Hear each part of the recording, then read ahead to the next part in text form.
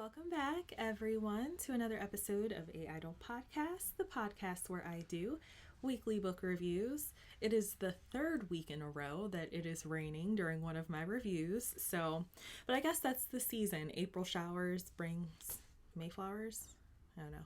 Speaking of Mayflowers, this week I read the Declaration of Independence of the United States of America.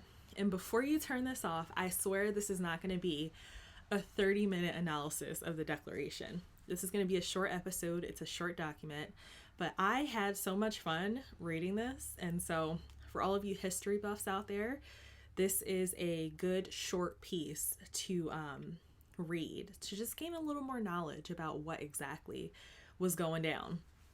Now, this is the sole historical document that granted the United States of America, then they were the colonies, the right to become its sole country apart from Great Britain.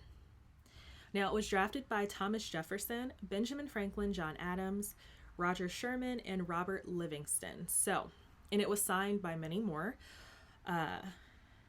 Now, interestingly enough, so if you are one of my visual audience members, you'll see that there's this thick book standing here. This book actually is like a compilation of the Declaration, the Articles of Confederation, and the American Crisis by Thomas Paine. And literally, the American Crisis takes up 95% of the book. The Declaration was like 11 pages. I think the Articles of Confederation are maybe like 10 pages or something like that. So this book looks large, but it's such a quick read. It's a short document, and obviously when it was released, it wasn't meant to be like a recreational reading piece. It's actually, a historical political document, which I'll touch on in just a moment. But because it's something that was not meant to be sold, when I looked at the publishing page on the inside of the book cover, it simply says all content is in public domain. So there's no actual publishing date, even though we know that this was ratified in 1776. There's not like like how normal books have a publishing date. There's not one here. However, the version that I have that combines those three documents was published by Nelson Books, which is an imprint of Thomas Nelson, which is registered as a trademark under HarperCollins Christian Publishing. So that's who ultimately put these together and, sold it to the world. I bought it because I thought it was pretty cool that all three of them were in one book in one place. And I think it was like $10 or something. I don't know. But if you really want to read the Declaration of Independence, it's online. I'm sure you can get it anywhere free, just like the Constitution. But I just thought this version was pretty cool. Okay, so just the little history points for you all. So the Declaration was preceded by the Revolutionary War, which was from 1775 until technically 1783. Now you might be wondering, okay, if the Declaration was signed in 76, why was the Revolutionary War still happening? Well, technically the U.S. wasn't recognized by Great Britain as its own country until the 1783 Treaty of Paris. So that's why we have that. But Americans, we celebrate the independence, the Day of Independence on July 4th. So that's the day that we celebrate. Now, it was actually voted on July 1st, one of the first of two official votes, I think. So on July 1st, the Continental Congress voted on it, and interestingly enough, South Carolina and Pennsylvania initially voted against it, and there were a few other states that declined to vote either way. And so what they did is they regrouped, came back July 2nd, and then all 13 colonies actually voted to, move forward with it. So it was ratified on July 4th, 1776, and that is when America marks the severing of its ties with Britain. And funnily enough, it was received by King George on August 10th, 1776. And I think that's pretty funny because obviously, as I just said, it's not like Great Britain really recognized that as something legit until 1783. But I would really love to know how he reacted to reading this, because as you'll see in a moment, They read him for filth. They were sick of his nonsense, okay? Okay, so the structure, being that this is not a book and it is a document, is very straightforward. First, we open with the statement of intent, which it's in the title, the Declaration of Independence, but it does state on like the first few pages that this is to declare the causes which impel them, the colonies, to separation. Then we have the supporting information that follows, which answers the question, why are we splitting? With a plethora of examples of King George's indiscretions. And then we have the conclusion, followed by all of the signatures that ratified it. But two really two kind of funny but straight to the point quotes that were included within the conclusion are: King George's cruelty towards the colonies is unworthy of the head of a civilized nation, meaning his actions against the colonies at this time prove that he's not worthy to lead a civilized nation, a civilized country. And King George's character is marked by every act which defines a tyrant, and thus he is unfit to be the ruler of free people. That was a read, honey. Okay, and when it comes to actual writing style,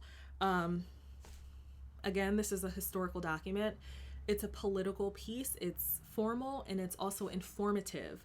So this is not a persuasive, document.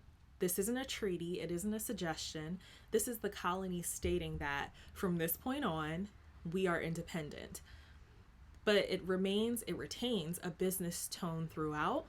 And it also establishes clear power boundaries, specifically when it comes to basically saying Great Britain has no political authority over the colonies any longer. And I do want to say, because oftentimes when you bring up pieces like this, pieces that are involved in creating foundations of governments and countries, people get a little, they kind of cringe at it because this is the stuff that you learn in elementary school and middle school and stuff like that. But this piece is not difficult to understand. Even though it was written however many years ago, it's still very clear and concise. And with that being said, along with it being short, I really do think that everyone is capable of reading this. There's passages that, like if you've watched Hamilton, we hold these truths to be self-evident, that's in there. So it's like there's some stuff that we already know, but I do think it's worth giving it a read. Okay, so we have a few key players I want to touch on before we get to the themes. Obviously, the 13 colonies. This is them taking on their responsibility to the community that they have built in the Americas away from Britain. So they're protecting however you want to call it, like the land, their people, their family, their way of living from Great Britain. Because you have to understand, this is in 1776. These people, a lot of them have been there for a while, for generations. And so they're used to things being run a certain way. Also, it's important to point out at this point, the states all had their own their own constitutions, and so they were governing themselves. And so for Britain to come over and kind of, insert themselves in it, it didn't really sit right with them. So this is them claiming responsibility as citizens of this land. Now, we're going to talk in a moment about like that whole governing over yourself versus, submitting to the crown. But when you look at it, and you can look at it in black and white terms, technically, they're still under Great Britain's rule and under King George's rule. So if you're looking at it that way, they should really submit to the power of the crown. But then when you take into account everything that was happening and a new world was thriving and they're physically separated by all of this water, it seems kind of outrageous for them to accept the will of people that are way yonder. And there's more to it than that, but that was their case for this. Then we have King George, who was the king of Great Britain at this time. And what we find is he is mentioned a lot in here, and that's because he is the intended audience for this document. It's really not for the public. I mean, this is just, it's kind of like you resigning from your job. It's for your boss. You can send it to everyone else, but it's for them to know because they're the ones that you need to cut ties with. What we find is that along being mentioned with his name is the phrase "assent to laws." And I had to Google this because I wanted to make sure that I was understanding what they were saying. But I think this encompassed basically the king giving his permission to do X, Y, and Z. And overall, there was just this refusal to accept the colonies and their dictations and their laws and how they were governing themselves. But he also, forbid governors from passing important laws that would affect the colonies. So in this, he was preventing them from making decisions for themselves. And then lastly, I have Great Britain as a key player, not because they're really, well, I wanted to mention this because when it comes to the citizens of Great Britain, it is of my opinion, I don't really think that they were too worried about what the colonies were doing. Mostly because they probably were just ignorant of what was going on. They obviously knew there was a war happening. I don't think that they really cared what happened with the colonies. And so there was like a little blurb in there that kind of alluded to the fact that the colonies didn't really have beef with the citizens. It was really about King George, and that was who they were condemning in this document. So I did want to mention that because of course they had supporters. The colonies had supporters over in Britain, but I don't think the average person really, I guess not caring is kind of a strong way to put it, but the colonies are over yonder. No one really took them serious, so. Okay, I have 3 themes. The first being corruption. So there is a plethora of bullet points of instances of corruption, and I've kind of compiled all of them under the umbrella of obstruction of justice. So here are a few of them, and this is like kind of most of them. Some of them are broader, some of them are very specific. So, and these again are against King George. So they said King George would often convene legislative bodies in unusual, uncomfortable, or distant places, which preventing, representation of the colonies. They also were deprived of a trial by jury. This was important because the judges that then presided over those trials, those judges were dependent on the crown for their salary and their tenure. So, obviously a lot of their decisions are going to sway in the favor of King George and what he wants if they want to protect their livelihood. He also prevented further population of the states.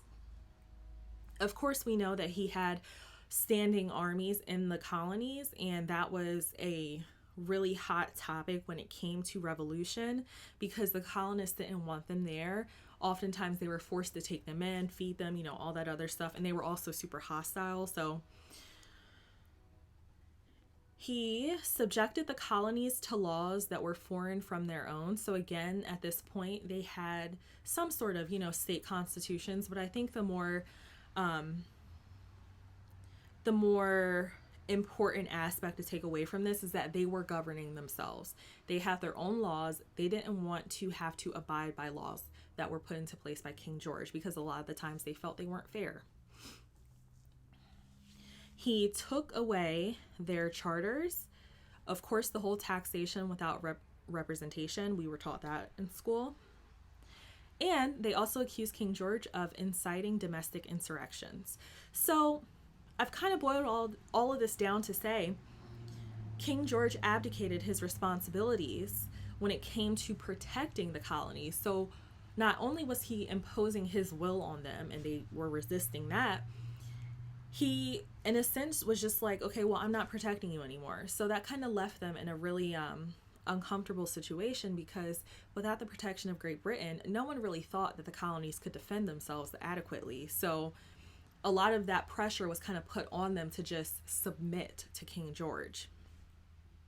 And I wanted to touch on all of those because as an American in school, I really wasn't taught all of the grievances that the colonists had with King George. We were just, taught the big stuff. Obviously, the Boston Tea Party, and that's the whole taxation without representation. And then just the idea that there were armies that were imposing themselves within the households of the colonies. And so, not that I didn't think there was more to it, but this document lists every reason, I think. And probably what happened is, amongst the Continental Congress, they probably were just like, everything that we feel we were slighted on, we're going to include this in here amongst the bigger issues so that he knows exactly why we're doing this. That was actually the best part of this document, was just reading all of the ways that they were fed up. Okay, second theme is the power of the people. So what I take away from this is that the power of the people overrides the king's singular wants. And I said singular because I'm kind of thinking like, if the king is thinking as a country, this is what I want, this is what we're going to do, the power and the will of the people overrides that. And when you have things in historical documents and government documents that say it is the responsibility of the citizen to rebel or overturn when injustices are apparent, then you have to recognize that this is one of those instances. And they did state that in the Declaration as well. But this is just a clear example of that. I know even, in today's world, that's getting thrown around a lot, that it's like, it's our right to, overthrow what we think is not right. That's literally our rights as citizens. And so this is just one instance when they took it there. And lastly, unity. So it's actually kind of amazing that all of the colonies came together, and even though there was that initial vote that everyone wasn't on board with, they went in and were all for independence of America. And this is represented by all of the signatures and all of the names listed. I think that's amazing, because you have to think about it as, you're one of the colonies and no one really takes you serious. You're not established as a world power. You really don't have a government together. You're kind of all separated and doing your own things. It has to be daunting to declare yourself independent from a country, the only country whose support you've ever known. And so I think it's courageous that all of them came together and was like, yeah, we're done with this. But that also shows you how desperate they were to be rid of British influence. So, all right, and now we're here to the review, very quick. So obviously, it feels kind of strange doing like an opinion review on the Declaration of Independence, but again, I think it's very concise and to the point. You're able to understand it as a regular person and not someone who was trained in law and, bill writing and stuff like that. It does illustrate in real time the true power that the people hold and the power that they're supposed to hold. But it's also kind of a warning to future tyrannical powers. And so even within this book, so there are the Articles of Confederation, the American Crisis. I also have the Constitution and the Federalist Papers and Common Sense. So I'll be eventually reading all of those and reviewing those as well. But I will say, out of all of them, because I've started reading most of them, the Declaration was the clearest and easiest for me to breeze through. I read it in the Chick-fil-A drive-thru while I was waiting on my breakfast. So it's a very quick read. And I think that, especially because these documents are something that affect us all, they set the foundation for how we're living today. Why not just take a second look at it? So I find it interesting, but I like history like that. But even just for informative purposes, you can just Google this, and I'm sure you can find it online for free somewhere and just read it. Is it a reread? Yes, mainly because it's short, it's very available, and it's informative. So I think everyone should read it.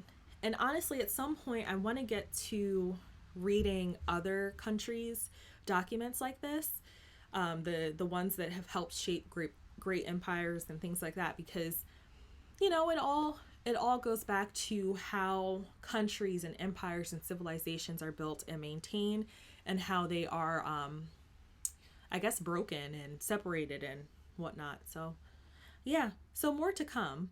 But I promise I won't like do like 3 of these in a row or something. But yeah, so I mean, that's really it. The only takeaway I have, it's kind of lame.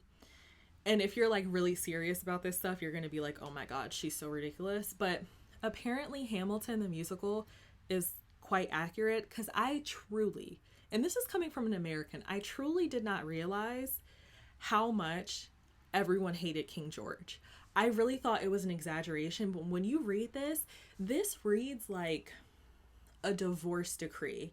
Like, we're leaving because of this, and this. It was very petty. It was also very necessary, though, because, you know, if you're putting stuff down in a document, you want everyone to know exactly what your grievances are. So I thought it was really funny. Every other line, it was like, he did this, he did this, he did this, he didn't do this, da, da, da.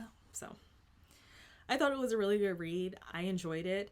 You can definitely expect the Articles of Confederation review coming soon, because that's a quick one. I could knock that out super soon. Of course, I am still reading the Sword and the Shield. And what else am I reading? A new fiction piece I just bought from Target, because I desperately need to buy more books. But I'll be reading that soon. And that's it for now. So I hope everyone has a great weekend. I hope it stops raining soon. And I'll see you next week. Thank you so much. Have a good weekend. See you later.